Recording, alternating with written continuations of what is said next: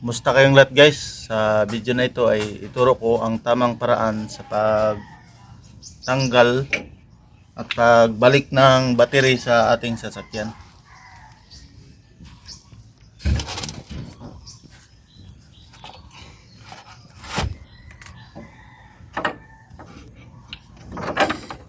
So ito yung negative terminal ng battery at ito yung negative terminal ng kable, at alam naman natin na itong kable sa negative ay nakakabit doon sa chassis or any metal parts ng ating sasakyan, at itong ating positive na kable doon papunta sa ating starter assembly, itong ating positive terminal ng battery.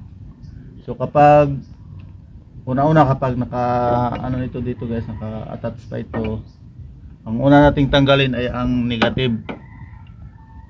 Ang negative ating tanggalin pag una guys, upang kung tatanggal naman tayo sa positive, hindi tayo magkaroon ng spark. Kasi baka ma-touch tayo sa mga body parts habang ito ay nakakabit pa dito. So magkaroon ito ng spark dito.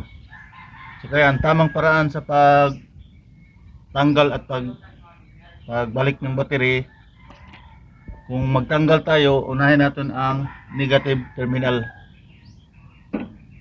Pagkatapos matanggal ang negative terminal, ito naman ang positive terminal ang ating tanggalin.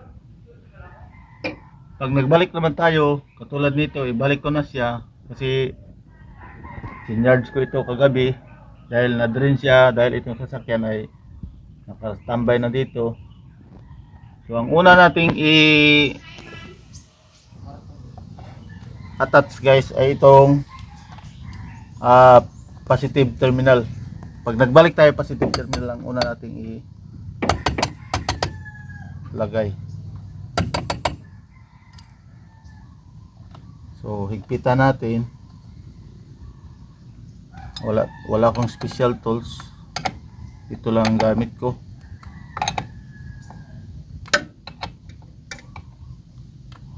So ang reason kasi guys, kapag nakalagay na itong negative dito, mga metal kasi ito, kapag aksidente mong halimbawa nakaganyan ka, so magkaroon tayo ng spark. Kaya yan ang tamang rason bakit unahin natin ang positive kung tayo ay magbalik na ng battery. So katamtaman ng ating higpit. So tama na yan. At pagkasunod sa positive, ito naman ang negative terminal nating ibalik.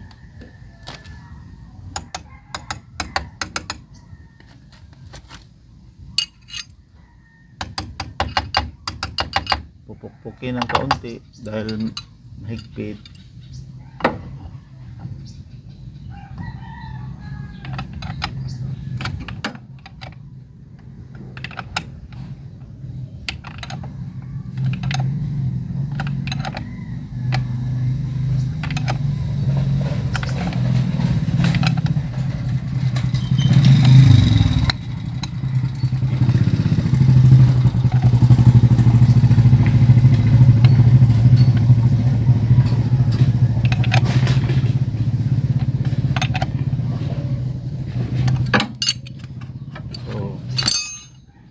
Guys, kapag nagtanggal tayo, uunahin natin ang negative, pagkatapos ang positive naman.